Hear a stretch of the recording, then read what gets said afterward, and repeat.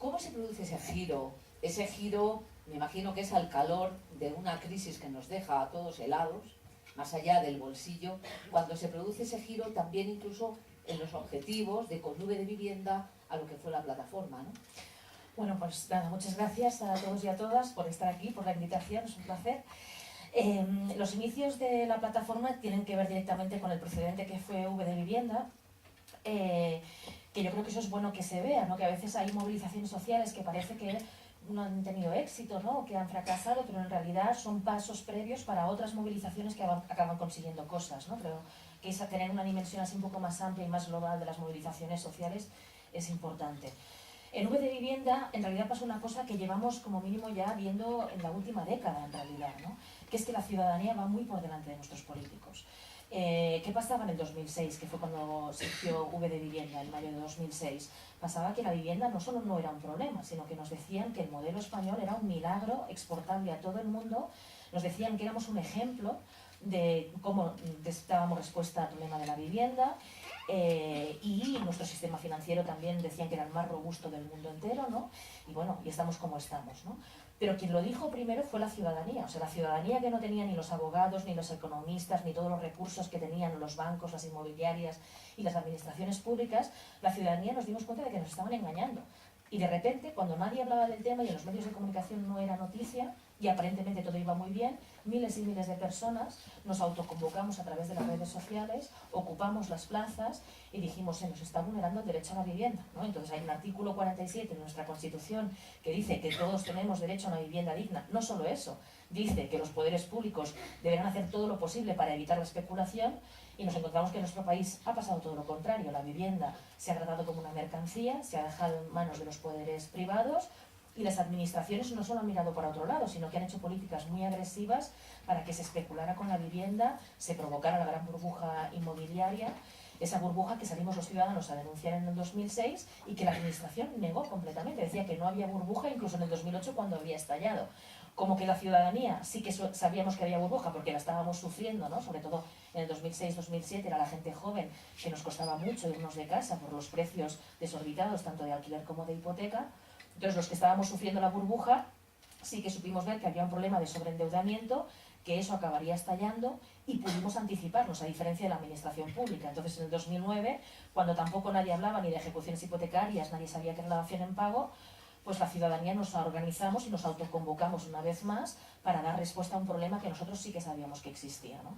Y efectivamente convocamos las primeras reuniones en Barcelona, y aunque no se hablaba del tema, empezaron a aparecer centenares y centenares de personas afectadas que estaban completamente invisibilizadas. Quería hablar de eso, porque ahora quizá uno sabe, cuando decide formar parte de una de las asambleas de la plataforma, uno sabe ya de alguna manera el soporte que se va a encontrar, aunque no sea una oficina de servicios, uno tenga que implicarse personalmente. Pero me imagino que en aquellos momentos la gente que llegaba, yo me la imagino desorientada, deprimida, preocupada, con la sensación de que está con un pie, con la sensación y la certeza en muchos casos de que está con un pie en la calle. O sea que leía estos días preparando el encuentro contigo que de alguna manera fuisteis como el diván, como el psiquiatra de colectivo de aquellas personas que llegaban literalmente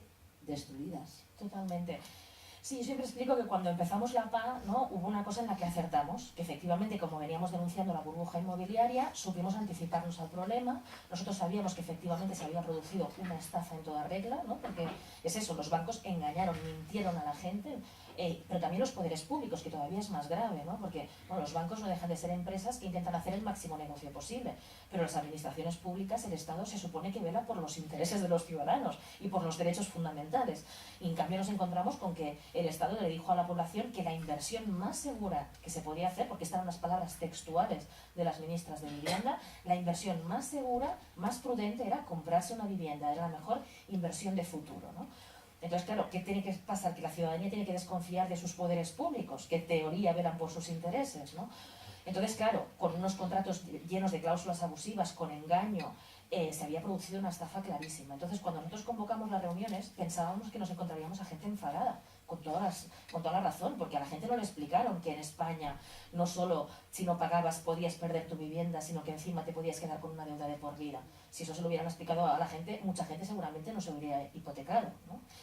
Entonces esperábamos ver a esa gente enfadada y en cambio no vimos a nadie enfadado. O sea, de las decenas y decenas de personas que llegaron a las primeras reuniones, la gente estaba no solo devastada, no solo sin siquiera saber explicarse lo que le estaba pasando, ¿no? porque en ese momento no se hablaba del tema, entonces la gente ni siquiera sabía qué le podía pasar, ¿no? Sino con algo peor todavía, que es que cuando empieza la crisis y salta todo por los aires, encima el poder pone en marcha un mecanismo muy perverso, que es una versión oficial sobre la crisis, que culpabiliza a las víctimas, ¿no? Para desviar la atención de los auténticamente responsables, por ejemplo los bancos, ¿no? Los poderes públicos. Empieza a decir que es que en España, ¿no? De repente escuchamos todo el día, como, no sé, un rum rum que nadie sabe de dónde sale, de repente día y noche escuchamos, ¿no? Es que aquí en España todo el mundo quiere ser propietario, todo el mundo ha querido vivir por encima de sus posibilidades, es que tenemos una cultura de la propiedad. Dices, perdón, eso es mentira. En los años 50, aquí la mayor parte de la población, más de la mitad de la población, vivía en régimen de alquiler. Ha habido un cambio muy radical porque han habido unas políticas muy agresivas que han inducido a la gente solo a comprar y no a alquilar. La desgravación fiscal por compra, la desregulación del alquiler, la desregulación del mercado financiero, todo eso son políticas muy concretas que incentivaban un único modelo, ¿no? Y de repente, cuando estalla todo esto y salta por los aires, la culpa es de la gente, ¿no? Entonces, ¿qué nos encontramos? Que nos venía gente no solo desbordada por el problema, sino culpabilizada, avergonzada, pensando más en tirarse por la ventana que no en enfrentarse al banco o en reclamar sus derechos, ¿no? Y ese fue el primer enorme problema que tuvimos, que nos dimos cuenta que en una sociedad como la nuestra, materialista, entonces tuvimos que hacer estrategias de empoderamiento de las personas, de que la gente se diera cuenta por sí misma que aquello no era un problema individual, que aquello era un problema colectivo, que se había producido una estafa, que se estaban vulnerando derechos fundamentales, que en todos los países de nuestro alrededor están mejor que nosotros, que lo que está pasando aquí es una anomalía y que tenía sentido pelear por nuestros derechos, ¿no? ¿Encontrasteis pronto la fórmula de organizaros? Y luego, por aclarar conceptos, la plataforma no es un lugar que te dé asistencia, ¿no? Por así decirlo, ¿no? Casi diría que es, iba a decir autoservicio, no sé si es la palabra correcta, pero donde de alguna manera tú tienes que implicarte, ¿no? Cada uno en la medida de sus posibilidades y con lo que pueda aportar, ¿no? Mira, nosotros siempre en las asambleas que seguimos haciendo en Barcelona, por ejemplo, cada semana y que nos llegan decenas de casos nuevos cada semana, siempre empezamos las reuniones de acogida, que les llamamos, para los casos que vienen por primera vez, explicándoles esto, ¿no? Que estamos ante una situación de vulneración de derechos, que afectados y afectadas somos todos en realidad, o sea, porque hay quien ahora mismo está en riesgo de ejecución hipotecaria o de desahucio, pero el problema hipotecario es algo que a todos nos afecta, o sea, que en este país haya mucho más desempleo que en otros países europeos, que se haya hundido la economía real, tiene que ver con el rescate a la banca, con el modelo inmobiliario como único sistema productivo, y además por el rescate a la banca nos están recortando a todos nosotros sanidad, educación y todos los servicios básicos, con lo cual afectados y afectadas somos todos. Por eso la plataforma es un lugar de autoorganización ciudadana donde todos y todas, como iguales, o sea, no hay unos que saben y otros que no saben, o unos abogados que te van a defender, no. En la plataforma somos ciudadanos que nos hemos autoorganizado para defender nuestros derechos y conquistarlos. Sobre todo el tema de la vivienda, pero en realidad asociado a la vivienda hay muchos otros derechos, porque cuando se te vulnera el derecho a la vivienda, se te está vulnerando el derecho a la salud, el derecho de los niños, el derecho a formar una familia, el derecho a la intimidad y muchos otros derechos, ¿no? Entonces dejamos muy claro eso, ¿no? Y sobre todo que la gente tenga claro que ahora mismo tenemos unas leyes injustas, absolutamente injustas, que sobreprotegen a los bancos y dejan absolutamente desvalidas, ¿no? Sin ninguna tutela judicial efectiva a las personas, a la ciudadanía en general. Entonces, frente a ese desequilibrio, frente a esas leyes injustas, lo que hay que hacer es organizarse para cambiar esas leyes. Mientras no se cambien las leyes, hemos ido desarrollando mecanismos de negociación con los bancos, de interpelación a las administraciones que nos van permitiendo resolver cada vez más casos, pero el problema de fondo es cambiar leyes injustas y por lo tanto en ese sentido todo el mundo tiene que tener claro que eso es un movimiento colectivo donde siempre decimos, si tú quieres resolver tu caso y ayudarte a ti mismo, lo primero que tienes que hacer es preguntarte qué puedes hacer tú por la plataforma. Porque solo en la medida en que la plataforma como colectivo consiga sus objetivos, tú realmente vas a poder resolver tu caso. ¿De qué cifras estamos hablando cuando hablamos ¿Es correcto cuando decimos que se produce un desahucio cada 15 minutos? Sí, de hecho esa es otra anomalía y es muy grave. O sea, que un Estado que pretenda llamarse democrático no esté dando datos fiables y contrastables sobre uno de los temas que más preocupan y que más afecta a todo el conjunto de la ciudadanía, como es el tema de la vivienda, y que a día de hoy, después de ya 5 años de emergencia habitacional, de un movimiento ciudadano masivo que está denunciando el problema, siguen sin dar datos fiables y contrastados desde las administraciones públicas, es gravísimo realmente, ¿no? Entonces, ¿qué tenemos? Los datos del Poder Judicial son muy genéricos y ponen todo en junto y revuelto. Entonces, sabemos que se han producido más de 500.000 ejecuciones hipotecarias.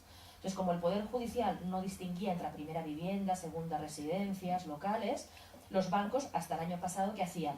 Decían que esos datos estaban muy inflados y que en realidad casi todo eran pues segundas residencias o temas especulativos y que había muy pocas viviendas. Pero de repente el Colegio de Registradores de la Propiedad, que no es sospechoso de ser antisistema ni mucho menos, sacó un informe el año pasado donde decía que más del 70% de los casos de ejecución hipotecaria eran de primera vivienda y que en grandes ciudades como Madrid, Barcelona, Valencia eran más del 90%. Entonces se demostró clarísimamente que los bancos una vez más estaban mintiendo. De hecho no nos debería sorprender porque es la norma, no la excepción, ¿no? Ahora mismo incluso los datos de los bancos, de la propia Asociación Española de la Banca, reconoce que en 2013 todavía han aumentado mucho más los desahucios respecto al 2012 y sus datos están hablando de 40.000 desahucios en solo un año, con lo cual, o sea, aunque fueran 500.000 o 40.000, en cualquier caso estamos hablando de cifras tan astronómicas que se pierde la medida. O sea, en cualquier país como Francia, Alemania, solo con los datos de uno de estos años, 2012-2013, habría un escándalo nacional, ¿no? Y en cambio aquí parece que se está normalizando la barbarie y eso es algo que como sociedad no podemos permitir. Te decía antes de que se corriera el telón y desde que estuviéramos ante el auditorio, que sacando cuentas con las fechas decía, bueno, febrero es vuestro mes, porque os han pasado muchas cosas positivas en lo que son vuestros objetivos durante un mes de febrero. En el del 2009, porque fue cuando nace la plataforma de afectados de la hipoteca. En el 2013, hago un salto y luego vuelvo atrás, cuando el partido del gobierno, el Partido Popular, accede a la tramitación de la iniciativa legislativa popular en febrero de este año, cuando la Audiencia Nacional falla que el escrache ha sido libertad de expresión, no ha sido acoso, etcétera, etcétera. Y entre medias hay otro febrero, que es el que saltaba y ahora lo recupero, que es el del 5 de febrero del año 2012. Les sitúo un poco en el escenario. Comisión de Economía del Congreso de los Diputados. Pero no es 2012, es 2013, ¿eh? Ah, 2013, sí, disculpa. Es justo antes de la entrega de las justo firmas. Antes de la entrega, sí, bien. Sí. Comisión de Economía, un grupo de expertos expertos invitados que acuden a dar sus recomendaciones a los diputados. La persona que ha precedido a Ada es Javier Rodríguez Pellitero, que es el vicesecretario general de la Asociación Española de la Banca. Él ha intervenido y, entre otras cosas, ha dicho que el sistema hipotecario español no es tan malo, que la culpa es de la crisis, no de los bancos. Por supuesto que lamenta, como no, el drama de los desahuciados. Entonces, bueno, le toca el turno a Ada. Ada llega, Ada dice lo que tiene preparado y además añade. Decir esto se refiere a las bondades del sistema hipotecario español.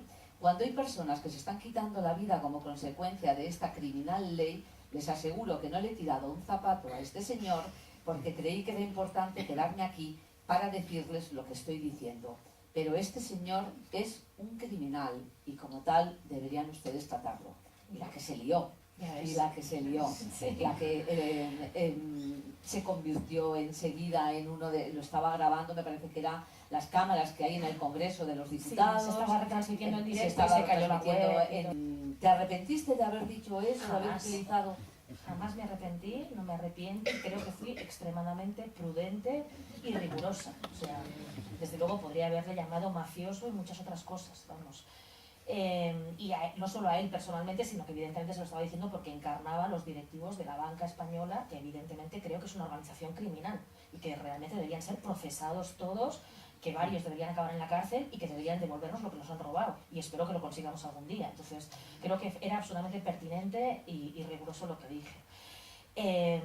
¿Y cómo lo viví? En realidad yo lo viví con mucha normalidad. Es decir, yo iba al Congreso a decir lo que llevábamos años diciendo, con lo cual tampoco ni siquiera me había preparado especialmente, me había hecho un esquema de las ideas que seguro que quería tratar, pero era una comisión que sabía que no tenía ninguna expectativa, digamos, porque la ciudadanía no está nada pendiente de estas comisiones.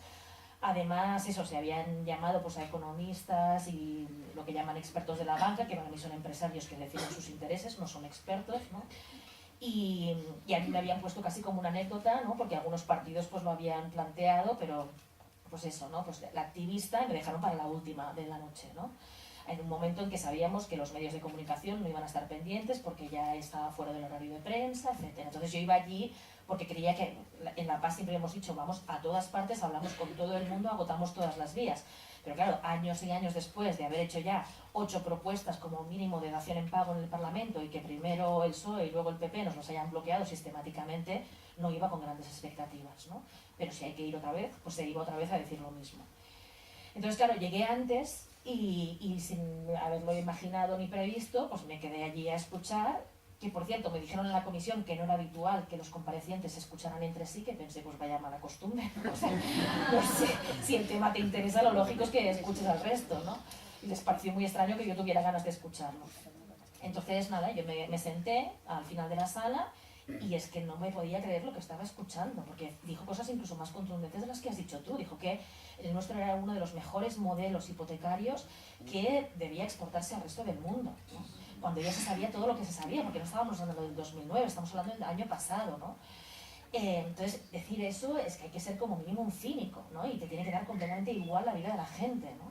Ya se conocían varios suicidios directamente relacionados con los desahucios, o sea, el tema estaba en la calle.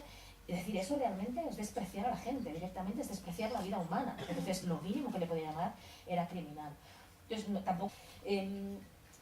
¿Qué papel tiene la mujer? No sé si es relevante, 50-50, en las asambleas de la plataforma. Pues sí, también siempre explico que el hecho de que yo me haya hecho portavoz visible, pues tiene que ver con que llevo muchos años en el activismo por el derecho a la vivienda, que soy una de las fundadoras de la PA, pero que no es casualidad, porque yo no soy una excepción. Pues en la plataforma estamos muy por encima de la media. O sea, las mujeres en general son protagonistas en las asambleas, pero no solo en eso, sino en roles habitualmente masculinos, como es en la acción directa, en la desobediencia civil, en interlocutar con la policía, con las administraciones públicas, en interlocutar con prensa, porque yo soy la portavoz quizá más conocida en ámbito estatal, pero cada plataforma tiene una o varias portavoces, ¿no? Entonces, las mujeres realmente tienen un papel mucho más protagonista que yo creo que tiene varias explicaciones. O sea, primero, que las plataformas son un tipo de organización que empuja por nacer, ¿no? Que la plataforma surge en un contexto pues eso, de más movilizaciones como V de Vivienda, el 15M, ¿no? Donde la ciudadanía está buscando otras formas de organizarse, más horizontales, más cooperativas, menos jerárquicas, ¿no?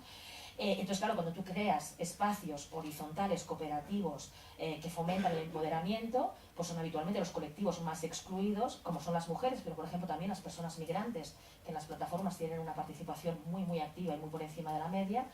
Esas personas, esos colectivos habitualmente excluidos, encuentran el espacio para ser protagonistas, ¿no?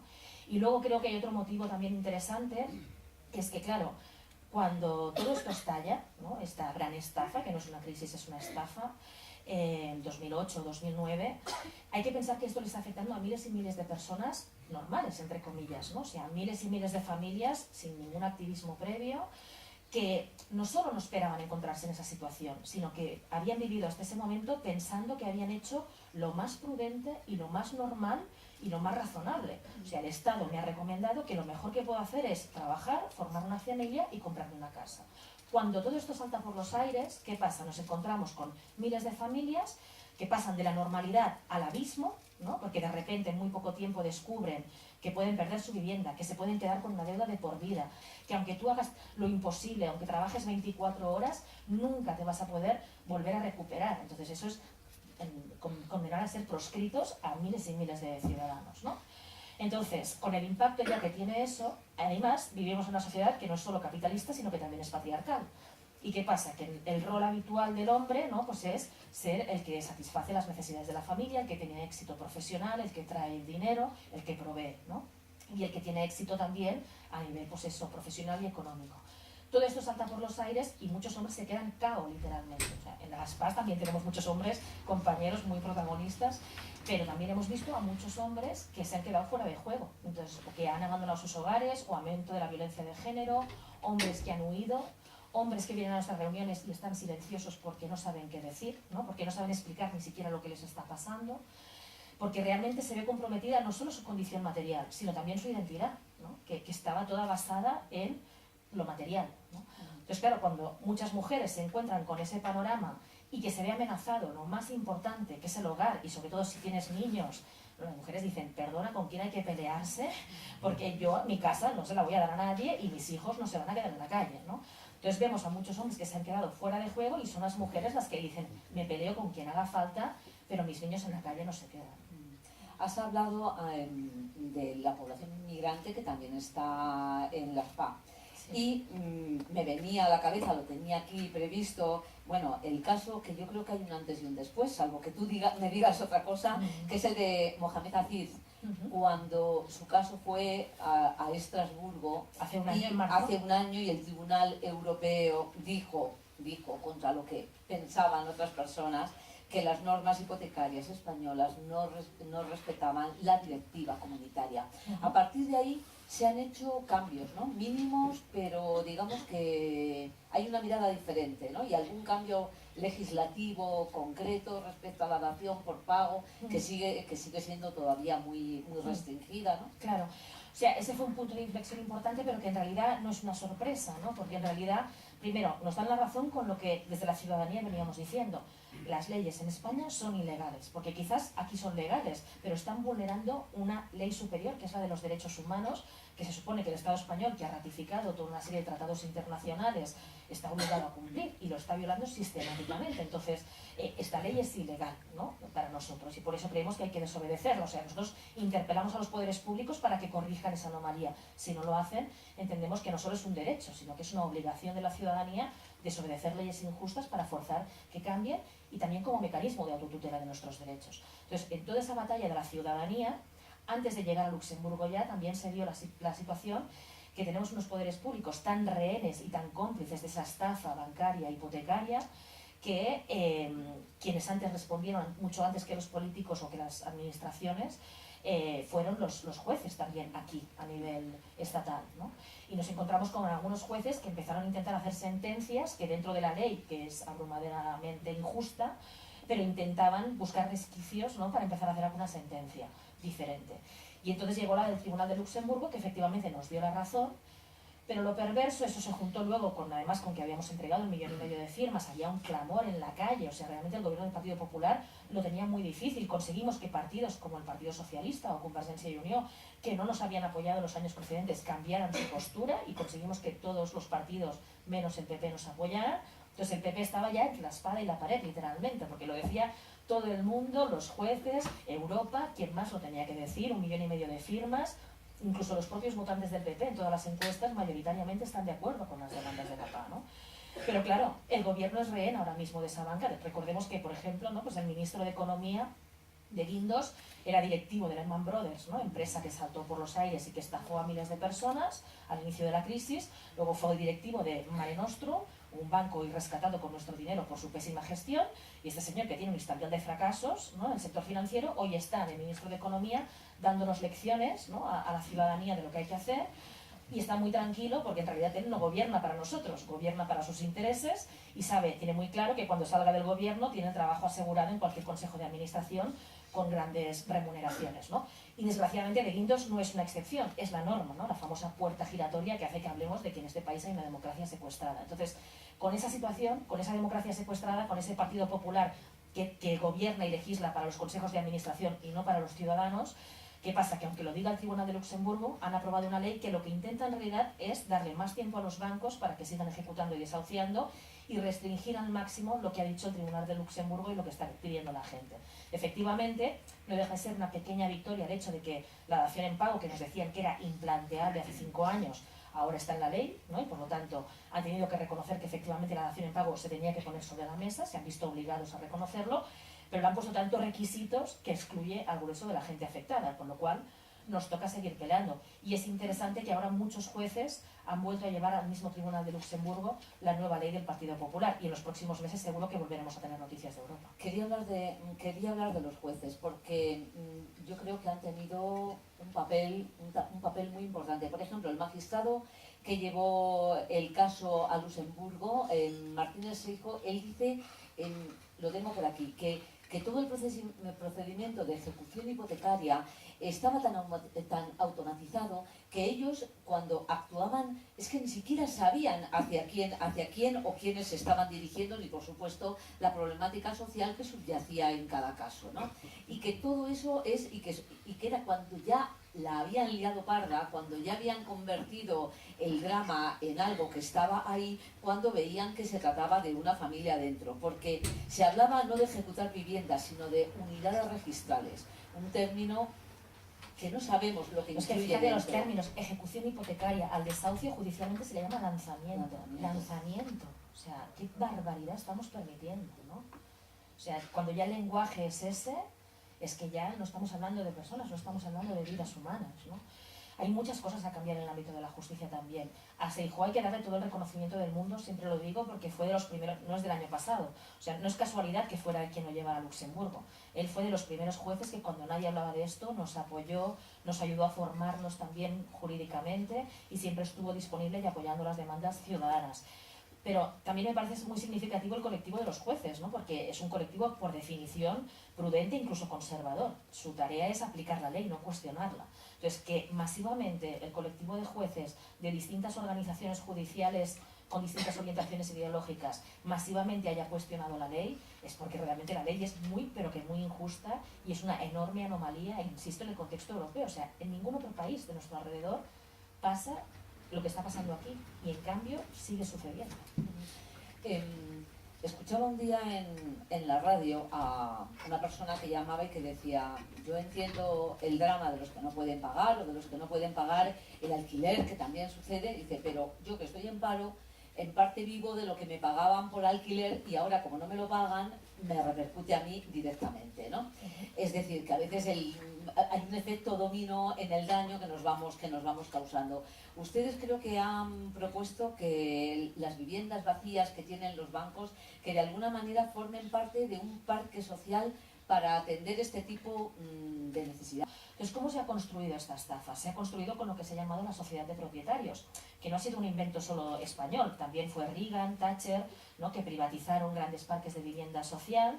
¿Por qué? Porque una sociedad de propietarios, ¿a quién le interesa? Es importante preguntarse eso, ¿no? O sea, tú puedes garantizar la vivienda de muchas maneras, a través de un alquiler estable, ¿no?, y de calidad y económico, a través de otras formas como las cooperativas en cesión de uso, que están muy extendidas en el norte de Europa o en países de Latinoamérica, o también con la propiedad, ¿no? O puedes tener varias formas de acceso, que es lo más habitual, ¿no?, que esté más equilibrado. Cuando se impulsa de forma tan agresiva la sociedad de propietarios, ¿a quién le interesa? ¿Cómo es una sociedad de propietarios? De hecho, es muy interesante ver que en España este proceso no empieza en democracia, empieza en la dictadura.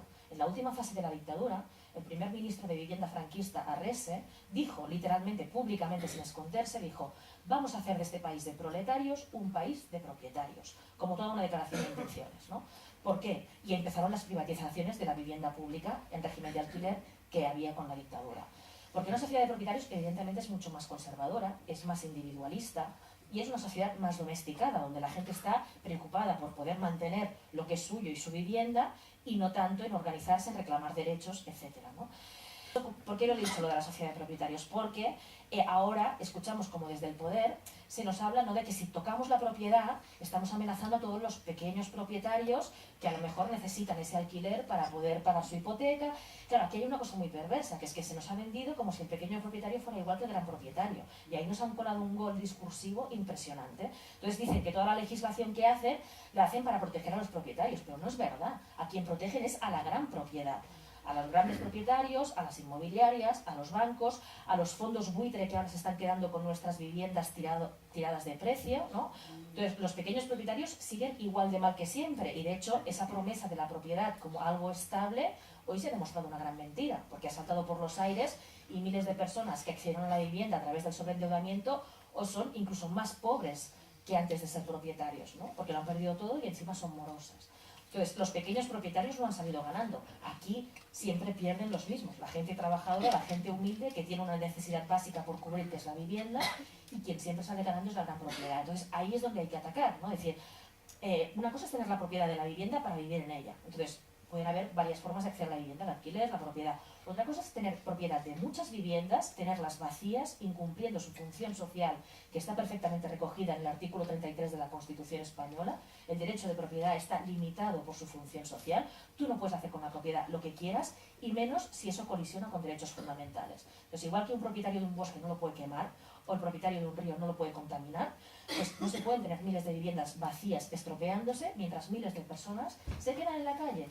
Es una aberración que vulnera derechos humanos, que atenta al sentido común e incluso es antieconómico. O sea, ¿cómo pretenden que salgamos de la crisis si se deja a miles de familias en la calle y endeudadas de por vida? Para que el país realmente salga de la crisis, para que todos salgamos de la crisis, todo el mundo deberá tener una segunda oportunidad y no solo los mafiosos de los banqueros, que es de momento lo que está pasando. Entonces, la buena noticia de todo esto, ¿cuál es? Que la solución está a tocar de nuestras manos. Se trata solo de que forcemos esa solución. Las viviendas están. Hay otros países donde las tendría que construir porque les faltan viviendas. Nosotros nos sobran. Somos el país que más ha construido de Europa con mucha diferencia y el que más vivienda vacía tiene. 3,5 millones de viviendas vacías, del cual alrededor de 1 millón está en manos de la banca, de las inmobiliarias y de los fondos de inversión. Bueno, pues esas viviendas se tienen que destinar al parque de alquiler social para que tanto la gente que no puede pagar la hipoteca como quien no puede pagar el alquiler, en lugar de que tengan que asumir todo eso los pequeños propietarios, que lo asuman los auténticamente responsables. Y esas viviendas que además hemos pagado con nuestro dinero, porque ya van alrededor de 200.000 millones de euros entre ayudas directas e indirectas a la banca, bueno, pues se ha rescatado a esa banca con nuestro dinero, se han pagado esos pisos, lo mínimo es que se pongan en alquiler para quien lo necesita. ¿Cómo llegáis a la determinación de que el llamado escrache puede ser válido en vuestra lucha? Lo digo porque igual que la plataforma creo que genera unas simpatías generalizadas, ante el escrache hay muchas personas que tienen dudas por lo que puede suponer de violentar, pues yo que sé, a otros miembros de la familia, los que no están directamente afectados. Pero fíjate, la percepción de que hemos perdido apoyo es falsa. O sea, después de... Recordad que con el scratch, supongo que todo el mundo se acuerda de que hubo una campaña de criminalización sin precedentes, ¿no? Sí. Ahí el gobierno se cogió al scratch, pero yo creo que si no hubiera sido el scratch habría sido otra cosa, porque en ese momento el gobierno estaba acorralado literalmente. O sea, todo el mundo estaba de acuerdo con nosotros, ¿no? Entonces, si no hubiera sido eso, habría sido otra cosa, porque como no iban a aprobar nuestras medidas, tenían que intentar criminalizarnos. Lo que pasa es que se equivocaron porque lo hicieron muy tarde. Nosotros ya llevábamos 4 años de activismo, entonces la gente nos conoce, sabemos que somos un movimiento pacífico, explícitamente pacífico, y que lo que pedimos son derechos humanos, y por lo tanto, incluso después de la campaña de criminalización, que nos dijeron de todo, terroristas, nazis, barbaridades que en otros países habrían supuesto la dimisión inmediata de los responsables políticos, después de toda esa campaña, según las encuestas, la mayoría de la población y la mayoría de los votantes del PP están totalmente de acuerdo con los scratches, no solo con la PA, con los scratches. La gente está hasta las narices de la impunidad de políticos incompetentes o directamente corruptos que siempre legislan para rescatar a los mismos en detrimento de la mayoría de la población. Entonces, lo mínimo es que podamos molestar un poco a sus señorías, es lo mínimo. En realidad es raro, ¿no?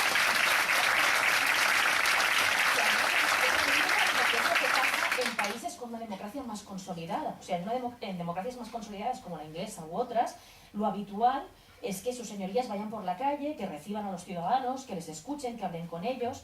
Al scratch, como decías tú, ¿cómo llegamos? Llegamos después de 4 años de no sé si 6 o 8 propuestas legislativas que PSOE y PP nos tumbaron sistemáticamente, de que todas las administraciones nos dieran la espalda, de que los bancos siguieran ejecutando y desahuciando, pero, o sea, amenazando a la gente, con unas presiones, con un nivel de violencia, que eso sí que es violencia, o sea, utilizar todo el aparato del Estado, judicial y represivo, policías armados como Robocops, para echar a familias indefensas a la calle, actuando en realidad como una seguridad privada, o sea, se ha privatizado nuestros recursos, porque los está pagando con nuestros impuestos a una policía que está trabajando para unas empresas que tienen unos intereses económicos, pero no están defendiendo un interés general, están defendiendo los intereses de unas empresas determinadas, y para que esos pisos encima se queden vacíos.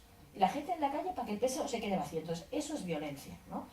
Y frente a esa violencia, a nuestras plataformas, durante estos 4 años antes de llegar al Scratch, hemos visto cada semana cómo nos llegaban familias destrozadas, pensando en suicidarse o en matar a alguien, o en matar al del banco. Ha llegado mucha gente a nuestras asambleas diciendo voy a poner una bomba, a mí me van a sacar de mi casa con los pies por delante. Y nosotros hemos parado eso y hemos dicho, no, espera un momento. Con el apoyo de los demás, nosotros somos un movimiento pacífico, no creemos en la violencia.